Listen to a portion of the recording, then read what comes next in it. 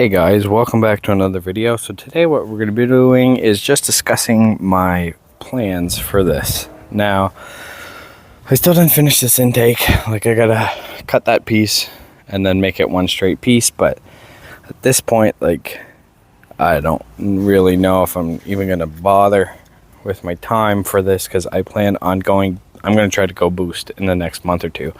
So my next thing I gotta buy for this is friggin' rotors and pads.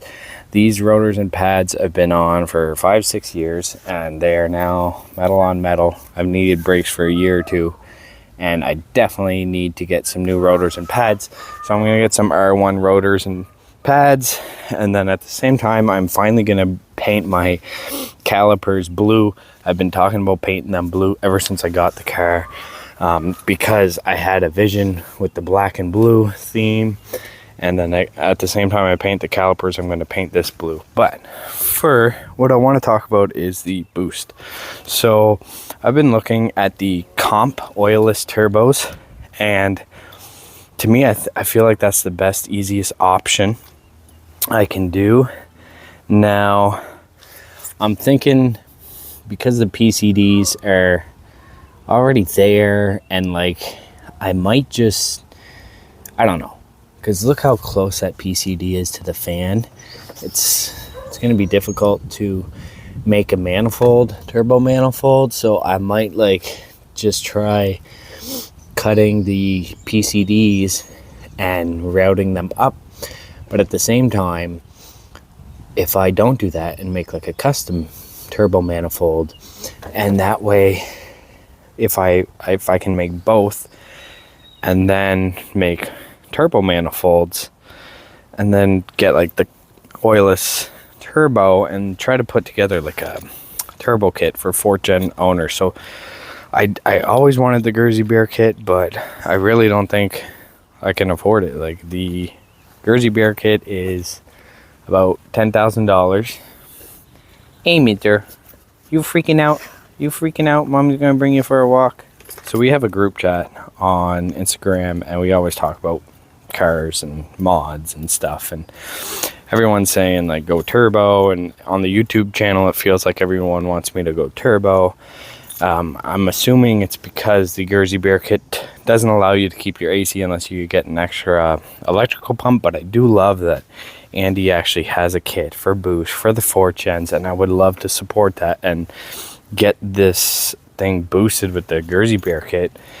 And follow a guy, Peter Peterson. Anyways, I'll link a video of his J37 A4 making 540 wheel. He's more, I think he's 630 wheel now, but he's built motor like 19 psi, and he's got that thing maxed out, that Roadtrex kit. So the turbo would allow you to go a little bit more power if your end goal is to make a crap load of power, which kind of it is. Like, I was aiming for 400 wheel, and then I'm like, well, I like 450, and now I want 550 or 500, and then I know I'm going to want more. So probably I'm really thinking of going turbo. For the Comp oilless turbo, it's going to run me probably close to $3,000 just for the turbo, taxes in, but then I don't have to run an oil feed line. And then all I have to do, I'm going to do a one-sided intercooler, so it just wouldn't be too much fab work just to get it to the turbo. And then do the hardest part is going to be the friggin' manifolds, because they do not make any manifolds for the 4G, and I don't have much welding experience, but I'm going to try to get like an estimate from a fab guy and see if he can make it. And if it's too much, I'll do it myself, see what it looks like, and if you guys like it, maybe I can, try to sell them. I know there's people, bigger companies trying to do this and make manifolds, and you'll probably go with them, and because they'll be better quality. But if I can make a kit, I would love to make a kit. I'm gonna get the 1000cc FIC fuel injector clinic injectors. That's after the rotors, I want to get the injectors.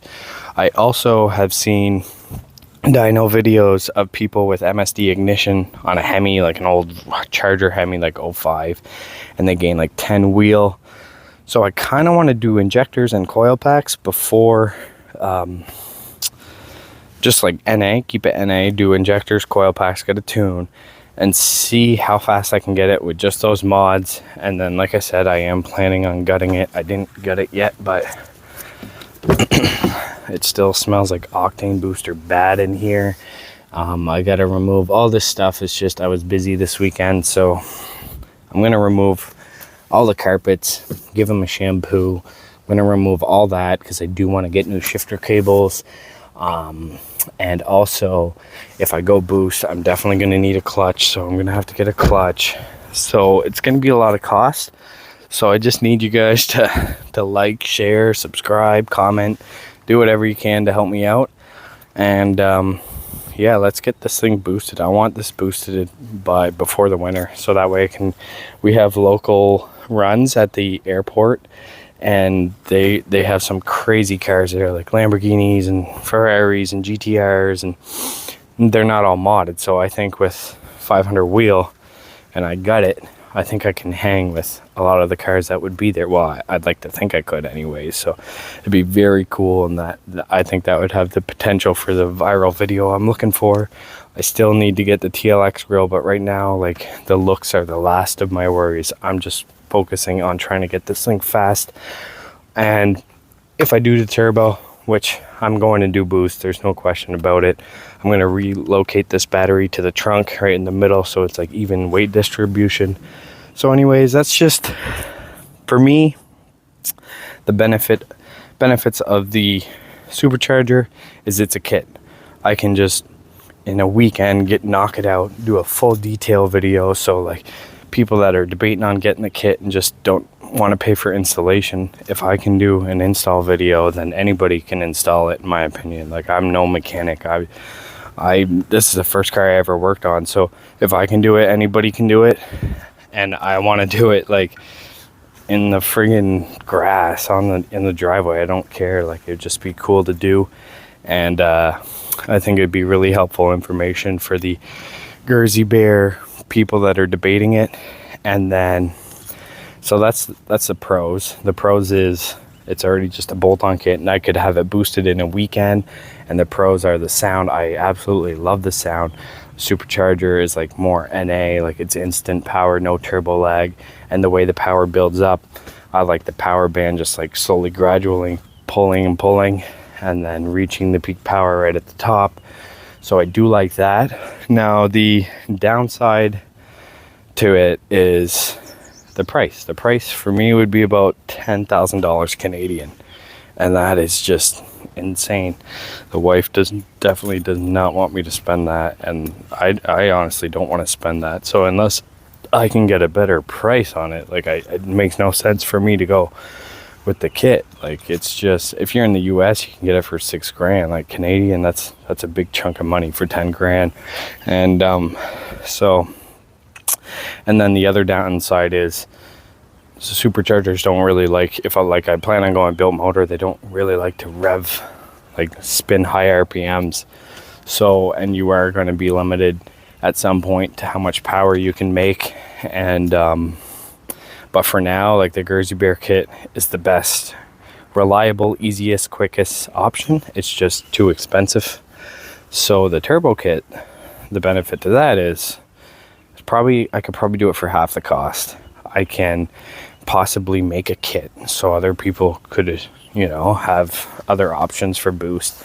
And when I do get a built motor, I can push this thing to the max. Like, I could just keep cranking the PSI and keep upping the horsepower. So that is the benefit of the turbo. And yeah, so it's pretty much where I'm at. The cons is I feel like a turbo would be less reliable because when the boost kicks in, it kicks in hard. And but anyways, let me know your thoughts. What do you think's better, turbo or supercharger? Thanks for watching. See you next time. Bye.